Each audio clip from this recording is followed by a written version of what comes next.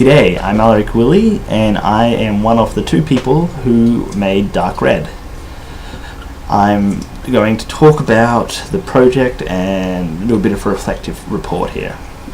The first thing is, now that we're finished with the project, what was the outcome? How do we feel about it? I feel it was good. We achieved pretty much what we set out to do, despite there being many times when we thought we couldn't at all. For two people and it being our first game, I'm very happy with what we've done. Is it a game that we can give to people and have them play it and it'll all be great, get rave reviews, and we'll get like $1 million from a Kickstarter or something? No, I doubt that. But I think it's a very good effort for two people in 14 weeks, being essentially the first game they've ever made. The 5 biggest fails would be, the first one was we weren't able to seek out as much help as we would have liked to get. The lecturers provided support, but perhaps not as much as we were hoping they would. That's not necessarily their fault, since their investment in the project should really only extend to the time they're at university. But it made things difficult because a lack of programming knowledge earlier in the course meant we had to figure out so much for the project itself. At one point we pretty much almost turned the game into just like a walkthrough with all these trigger events. Maybe it would have looked good, but I think it wouldn't have been a game, if you will. So whilst those problems were overcome, the fail perhaps was in seeking out appropriate help, or enough. Again, we only had 2 people, so I know, did we have time? Hard to say. The second thing is, during the holidays we stopped working, or any time we just sort of stopped working, it was so much harder to come back. You kind of forget where you're at, then you sort of like, I have to do this, and you lose your motivation. I've talked a fair bit on the blogs about like motivation about this, and I think it's sort of I've overcome it with planning. But in a situation where I would be working for myself, I couldn't really afford to have those times when I do nothing. From a professional point of view, they can't really happen. So fail there. Design considerations.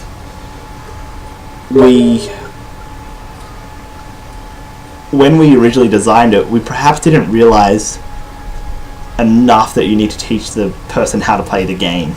I know it seems obvious in that, but the fact that our game had a fair few sort of unique mechanics, if you will, meant that we needed to explain these to people. And I found most people find it difficult to play the game without having them explain to them. Once they know them, it's easy enough. And there is actually a tutorial in there, like a written tutorial, but no one wants to read it. And I think if we put it out on the net, a lot of people wouldn't know how to play the game or wouldn't read the tutorial, and we'd probably get a bunch of angry reviews saying, this game's terrible, it doesn't make any sense, I can't play it, I keep dying. So in planning in the future, even if it was a small demo game like this, I would definitely make sure we have a good plan about how people are going to know how to play the game.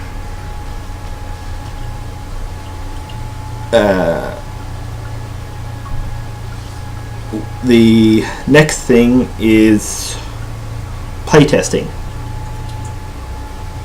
We wanted to get people to playtest it, and we did. We had the people in the class, but the fact that people didn't know how to play the game meant it was very hard. We couldn't just hand it to people. We tried, and a lot of people were fairly positive, but it is difficult too, because we also built the game just to kind of enough for it to be playable. So it wasn't even until sort of week 9 that we even had a game that really could be tested, other than people just walking around.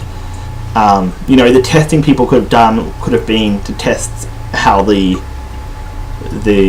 layout of the gameplay area. When they walked along a path, did they get lost or anything? But we sort of didn't have time to do all that. So just generally testing, we sort of planned it earlier than we should have. And I think definitely, if it was a game, it's probably from this point in the game that we would start testing, and then you'd carry on. I think just in such an early stage, there's not much testing that can be done. People might argue with that. That was just sort of my perspective. Was that 5? One other thing was we took out the big bad wolf. When we planned it, we sort of planned that the big bad wolf had turned all the people into werewolves from that. So he's a big part of the story, but we don't really tell a story in the game. And the development of the big bad wolf was sort of a device for the game, but it was going to end up being a lot harder. The effort to what you get back ratio was going to be poor, so we opted to not carry on and make him. I don't think it really is to the detriment of the game, but the fact that we took out one of our major features is obviously not something we're overly jazzed about, but I think it's just part of the process. 5 biggest wins. Number 1 was teamwork. Me and Zach were a really good team. We got along, we didn't argue, we were always honest with each other. I think that was great. Zach came over pretty much every week, stayed for like 2 or 3 nights, and we worked on it together. I'm in an office downstairs at my house at the moment, which is huge, has plenty of space for 2 people. So we would just set up both the computers and just work on it, help each other out. It was good to be able to bounce stuff off each other, see that we're both happy. If we hadn't done that, I don't think the game would have come together in the same way. That would be my biggest recommendation to people: spend time on it, spend time with each other. I think the fact that we both had the same vision for the game really helped as well. Like, we both knew what we wanted the game to be, so we weren't heading in 2 different tangents. I think a lot of that really came out in the document, but I could imagine if you were working with someone who had a different idea, you would really have a lot of issues there.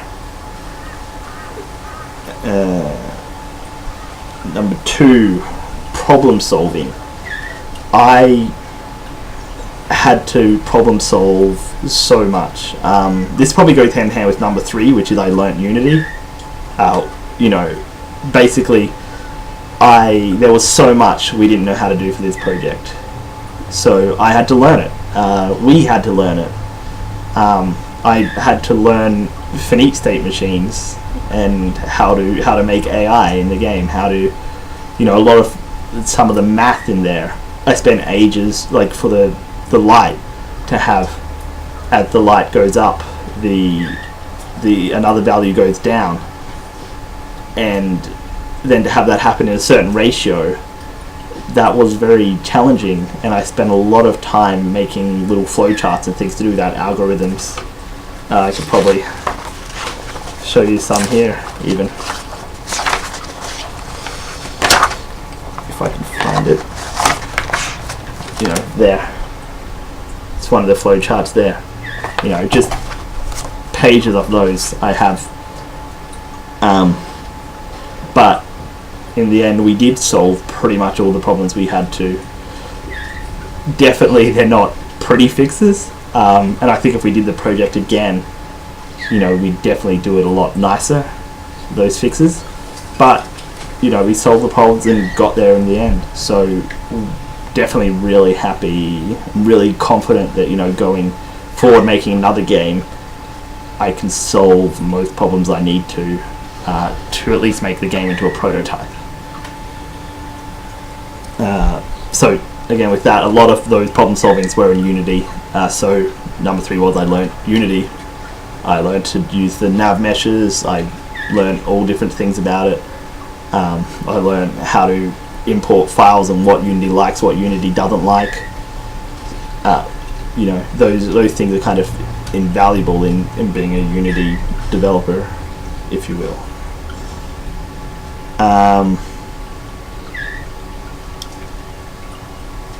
The AI was one of the other successes. Just the simple fact that we thought we had no AI solution at all. We thought the game was going to hit a dead end. We were super unmotivated, which I talked about earlier. But then we found a solution after a while, and then once we found that, the game just started falling into place. That solution was Playmaker, and the nav mesh. It all fell into place, and we got enemies. I think probably the best enemies out of all the groups. Enemies that kind of do things we want them to. The wolf doesn't work overly well, but it still works, and the werewolf works great. You could use some more states in that. We're time limited, so we can't add in all the different states that we want. And I had to learn a lot about making them and not getting them stuck in loops, things like that. But ultimately, they worked great, and we were very happy with that. Number 5, the last thing was the mood. We were very happy with the mood of the game. I think it captured the mood we wanted to capture. It was in a forest, it was dark and creepy. A lot of the game is really dark, and perhaps some people, they'll find it annoying even that it's so dark, but I think it's what we wanted. It came out the way we want. Nice villages, things like that. Of course there's room for it to be prettier, but I think we've definitely captured the mood exactly how we want it. So what did I learn overall? I think the biggest thing for me was planning.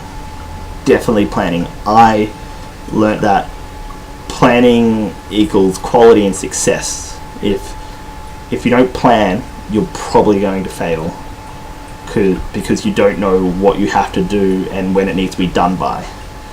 We were pretty much on our plan most of the time, and when we decided not to do something at this time, we knew that we were swapping it with something else. If we didn't do that then, we'd have to do this and it would still be there later. So nothing ever got lost, nothing got thrown away. If we had any problems come up, we always wrote it down so we knew to deal with them later. We had a plan and we stuck to it. I think without the plan too, we wouldn't have the quality. The quality comes from having all those bits and pieces in there, and without the plan we probably wouldn't have got all those bits and pieces in there. So planning for everything, I think, is important. Any project I do from now, I would plan. It's critical to the success. Where would we go from here with the game? I don't know. We'll probably put it online, but I don't think we'll do anything more with it really. Maybe 6 months later, after 6 months of unemployment, we might feel differently. But I think there's so much in the game that we know if we started again we could do better, and I'm not sure it's the kind of game we want to start again on. I think Zach would rather do something 2D and I would rather go sci-fi. So we still will try and put it online for everyone to play and people to enjoy, but I think the fact that we've learned so much this time means we would rather start again with everything we've learned than continue with our sort of hack together game. That is the end. the end of the project, the end of the blogs, and the end of Dark Red, the end of my university. So thank you to everyone who helped, including my wife. And I hope you get a chance to play the game and enjoy it.